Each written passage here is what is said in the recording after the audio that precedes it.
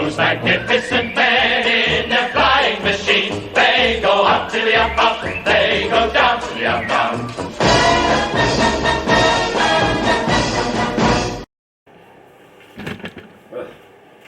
Hiya, I'm on my own today as my camera lady is upstairs doing Sunday dinner, I believe. So anyway, here we are.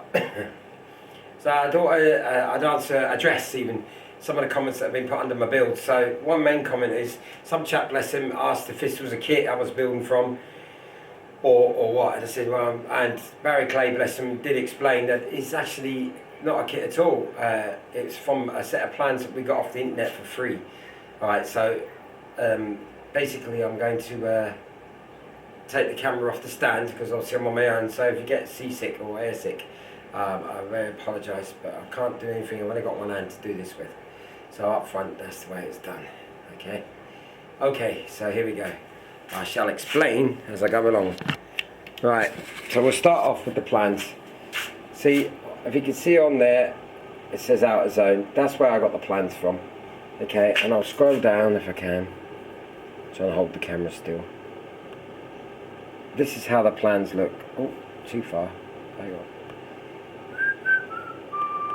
Right, see? So they come out like that. Now, and this is obviously a Blériot, but on my, I mean, they've got that many plans going, you wouldn't believe, right? Which is fantastic news. Right, because a lot of the plans that are out now, the kits don't exist anymore, hence why the plans are there. So whoever did this on the internet are a godsend to builders, I must admit. Alright, so, there's your plans. Now what I did, I don't know if there's another way of doing it because I'm absolutely computer illiterate when it comes to stuff like this, and my wife sorted it all out, bless her. So the thing is with the sopwith Dove plans, which are exactly the same as this, I downloaded them, it came on 3 sheets of A4, okay, paper, printed them off on the printer, took them to a printer's, and basically got them blowing up. I got them blown up to 1/6 scale because that's what I build on. Because I want them all sort of like the same. All my planes are 1/6 scale, okay, 1/5, 1/6, right. And I went to the printers, and the particular printers I went to didn't know exactly how to go around getting the right scale size. And then I discovered that if you use A1, which is poster size, that is for 1/6 scale. And I'm living proof because these plans are exactly the right size for 1/6. So if you want to build at that scale, go in and ask for A1 size and they will do it, poster size.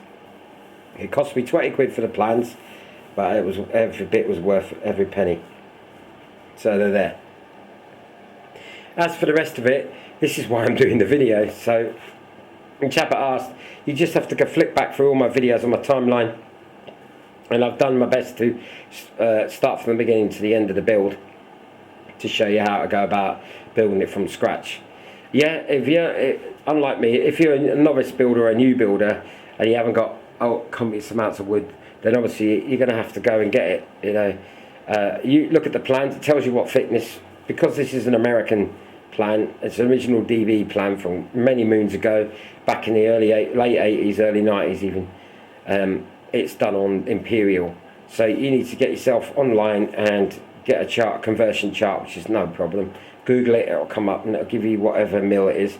But if you go to Balsa, I can't remember, I use Slec. If you go to Slec, they will give you the equivalent. You only have to ask them what you want and they will give you the equivalent in Imperial to metric, okay, if you need that.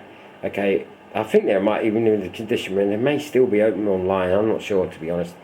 But I'm sure somebody online will tell you if they are or not, or just Google it yourself. But anyway, that's the scale of things, okay? So I hope that helps the guy asked.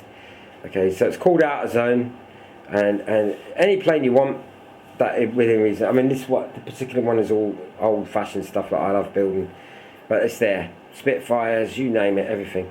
Okay, so that's a good way to start outer zone, and that's the way to go. That's the way I went anyway.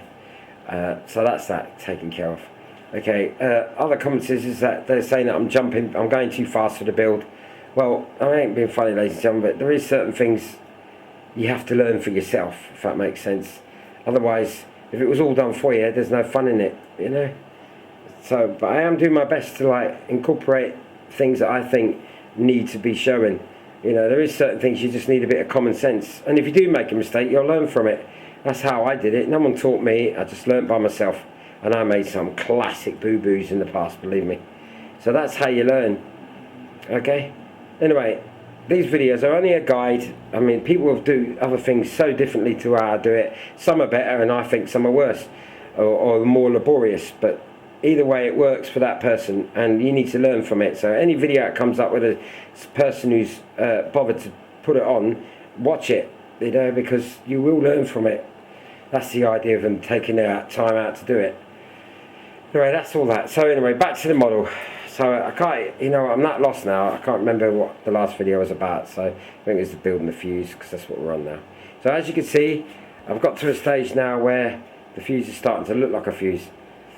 And I decided today that I would just do what I call the laborious tasks, or the unnecessary bits to put in before I do the vital, important bit at the front, the firewall, if that makes sense. So as you can see, the clamps are on. They've been on for hours, so we just take them off. Before I do that, right. So we'll go back to where I was in the last video. So we'll come back to me. The panels I already said in the previous video, you cut out. Get them all cut out nicely, ready to go in. And then everything is a method. There's always, you know, what you do first and next and last. So obviously, I'll try and turn it round with one hand. It's very difficult. I decided to make the tailstock. I forgot the right word.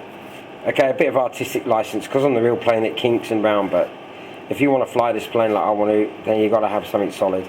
So I've made it a straight piece. Put a bit of SG 16 SG wire down, drilled it through the wood, and epoxy resined it all in. And then if I turn it back and try and get it into the front, I don't know if you can see it because it's pretty awkward.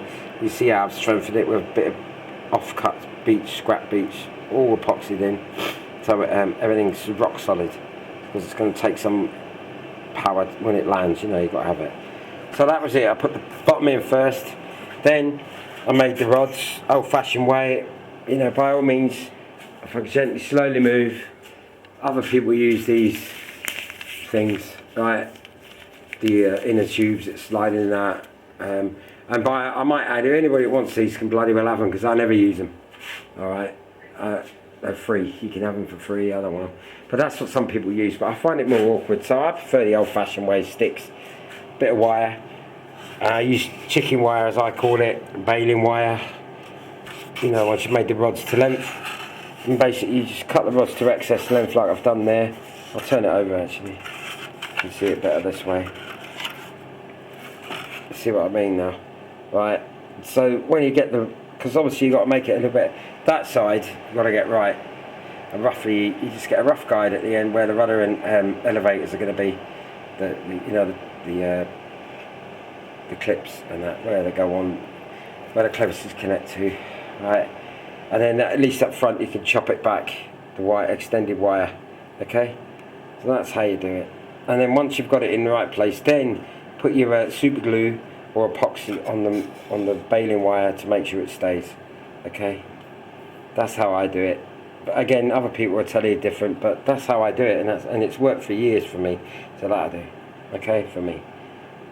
Right, so that's that. So the next thing is, now we're on to the laborious bit and the necessities, i.e. your wings have got to be kept in with the pegs, so you've got to put that in. This bit here is obviously for the undercarriage, okay, and this bit here is to hold the back of the wing on. Okay, so all that again, it is a case of just measuring it from the inside, cutting it, right? Obviously, you do it all as you go along. I don't know how to explain. See that? So you got your bottom wing, slides in.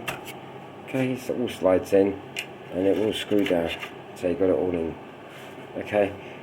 Okay, it takes a bit of time, but there is, I would say, because this is where people are saying I'm jumping the gun, and I've just realised what they mean now. Right, well, sometimes it's hard to get this all. None of this is pre-written, you know, it's just off the cuff. So, first thing you do is, in order to get your bottom wing in line, you put this in first, right?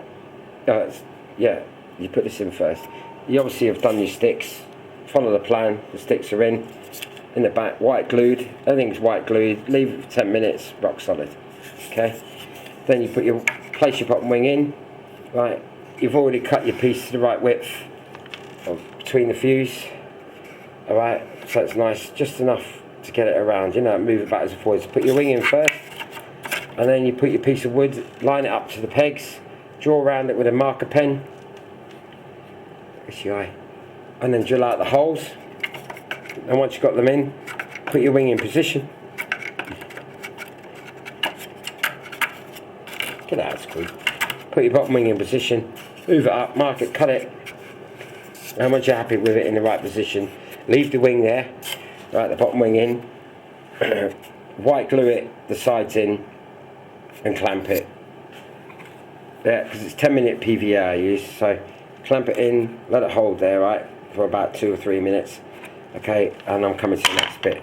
So leave that all in because it's not going to affect the bottom wing. Once you've got that in position you're happy with, everything you'll notice, take it out now.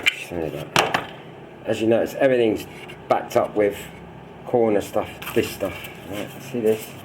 Right, angle line, fantastic. Weighs absolutely nothing. Right, so if people say, "Oh, you're putting more weight on the plane," absolute rubbish. Right, this weighs absolutely nothing. Right, so cut them to length, put them in. Whilst it's still, use super glue. Right. So as it's an extra bond, and I do that, if you notice, I do it with everything. Here with the hardwood on here, right, again, it's white glued in or epoxied in here when my fingers runs on the edges, and then you super glue the edging strips in, yeah? So, you know, but clamp it at the same time, and everything just adds more strength. And you do that with everything, even the back formers like here, everything's got it everywhere, okay? Just to add a bit of extra strength. Right, see, it's all done. So you come to the clamp, right? To the clamp, right? Put a piece in there, just right, and it's the same again, right? Because I'm building this from scratch, and I haven't got any bit of the kit at all. It's nothing, right? It's just straight from the plan. So there's a bit of you've got to search what you've got, bits of old timber basically, which I'll come to in a minute. And in this particular case, it was just the right width. And you cut it, white glue it, PVA it in, right, because this is going to be for the UC undercarriage, okay, and it's in nice and flush, right, all that. And that, again, you just have to get the wood, mark it up, cut it, right, and then glue it in, okay, and use this as a guide, your front of your fuse as your guide, okay, so bear with us and we'll just turn it round. So I hope that makes sense. Everything else is in. This is laborious to me, putting the servo racks in, it really is. But again, you just got to do it. And if you notice, again, top and bottom, they're white glued in, but top and bottom super glued, either side, top and bottom, just to give it a bit more strength. Can't hurt, nothing will hurt, believe me. I might mention the tailstock's made out of beech. Okay, so you got that, right. So on the top. Now here we are, this is important. Use the plan, look at it. Bloody hell, I wish I had a camera person here. Right, look at the plan, right? This is important. So you look at the plan, you put your plate in, which is this. You've got your plate in. And just simply before you do anything, you get your plate, put it on top of the fuse where you've got it by hand. Get a marker pen, mark it up in line where it says on the plan, like I've done there. And then you drill out the holes necessary, just draw down where the bars go, the SG wire goes. Drill your holes and use baling wire or chicken wire as I call it. Wrap it round and down. But don't epoxy or nothing yet, right? Leave it so it's a bit loose like that. The reason being is that once you put the back ones in, you've got to have a bit of play to get it all nice and square. Okay, and once it's square and you're happy with it all, when the wing goes on, the top wing goes on, so you get the right incidence of the wing, then by all means epoxy it in, because that will never move once you put epoxy resin on there, believe me. Alright, so that'll be that. Okay, that's how you do that bit. Okay, so the next stage is, if I can find them, right, oh yeah, I forgot about that. Right, so the next stage is the rods for the back struts, okay, which will fit in there. Okay, obviously that way. Right. Got the right bloody one. There you go. Right. See, I match up. Now, in order to do this, which I'll come to in a minute, you've already put all your formers in. You've done all that. And the reason I did it this way is, if you notice, if I can get my finger on it, I made a little mark there with the SG wire, and I'm going to have to drill through that, right, drill through it all, and then there'll be enough room, it's in the right angle, because I follow the plan, and you rest the wire against it like so, right, drill through it, run it down, and then when you're happy with where it is, you've got it in the right position, you epoxy resin them in, and then by all means put another piece of wood over the top, super glue it in, just to give it a bit more strength. There's nothing in the way, okay? But we'll come to that in another video, because you've got to keep your eye on the plan, right? Because the incidence of the wing is important, okay? So that's that. Oh yeah, so the wire. So we'll come to this. So if you look here, on the plan it shows you the shape of the wire, okay? And obviously that takes a bit of time. This is 16G wire, SWG wire, okay? And as you can see, you get it. You need to buy the rods. The rods are about £3 each. All right, you get about a meter's length, which is more than enough to do. A meter will cover, if you get it right, a meter will cover both sides and the W bend, as I call it. Okay. And now I did that was I just used a vise. You mark up where the bend is there. Mark up where the bend is. Permanent marker. And I've noticed that when you're bending it on a vise, you've got to put 2 marks in. The main mark is where the bend you want it to be. And 4 millimeters or 5 if you really be brave. 4 or 5 millimeters where you're going to bend it. Put another mark and put that in the vise to there. And then bend it, because of the bend itself, because it's metal, right, it will take that much space to bend it. Then once you've got it nice, you just keep taking it out of the vise and keep bending it until you got it in the required position. Okay, it takes a bit of work, it takes a bit of time and a bit of muscle, but you'll get there in the end. Okay, again, there's other people who probably got a better idea, but that's how I did it, because I haven't, obviously this is from a plan. Okay. And the metal, if you got softer metal, then use it, because basically you're going to make it more solid when you put the cabanes on, as people call it, or struts, because obviously you're going to leave it wireless. Yeah? If that makes sense. So you got that. And you follow suit with that and the undercarriage if you haven't got any. Alright, and now I might add the undercarriage. See this undercarriage? If, for example, you, like me, you might have excess bits. If you've got a sopwith puppeteer, if you've got a flare puppeteer kit, or an old DB kit, 1/6 scale, and you never used the undercarriage. The undercarriage is exactly the same as the one on this plan. So that would save you a lot of work. But if you haven't got it, you're going to have to follow suit, like I said. Mark the bends, 5mm back, and bend it on the vise until you're happy with it, okay? Right, that's the only way I've noticed how to do it. Unless you can find a sopwith who supplies them. Okay, so that's that bit. I don't think of anything else now, because I've gone as far as I did.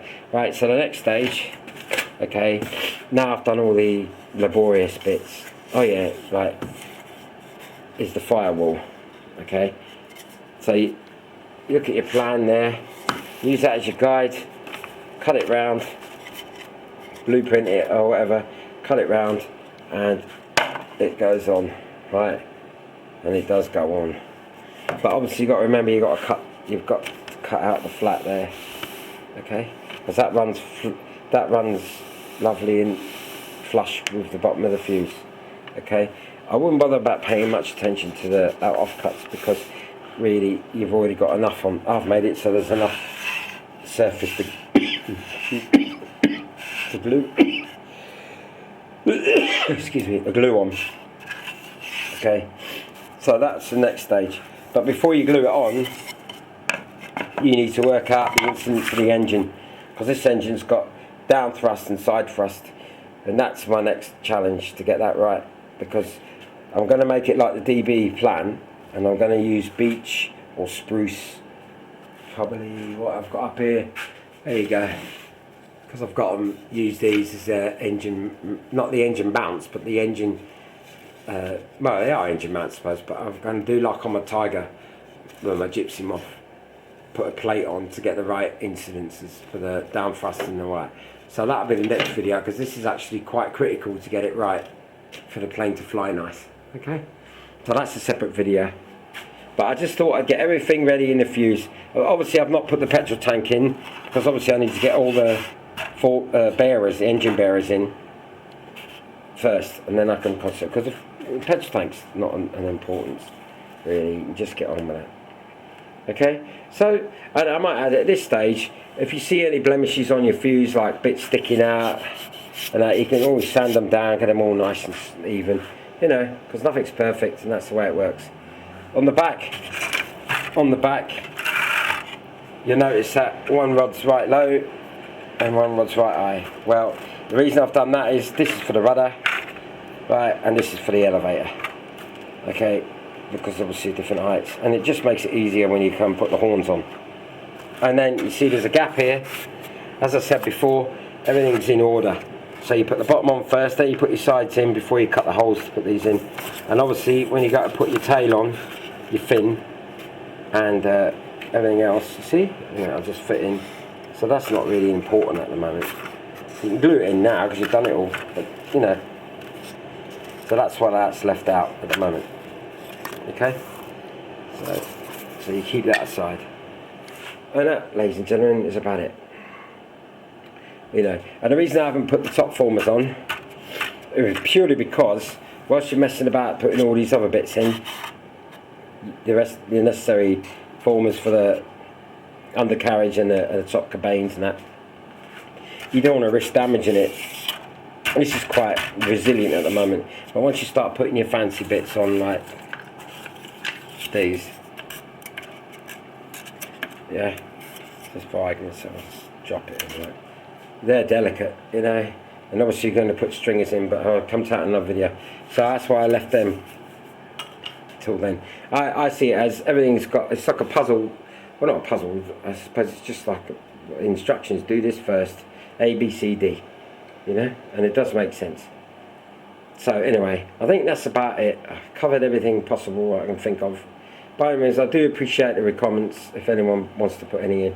It does help, because certain people do come up with things that I haven't thought about, and I think, wow, that's a good idea, you know, and I address them, because like I said, all my building experience has been self-taught. Okay, so that's how it works. That's how you learn. Okay, anyway, everybody, stay safe, right? We'll all get through this eventually, and soon we'll all be flying again, hopefully in a couple of months, and that'll be great. Okay, all take care. Goodbye. God bless. Those magnificent men, those magnificent men, those magnificent men in the fly.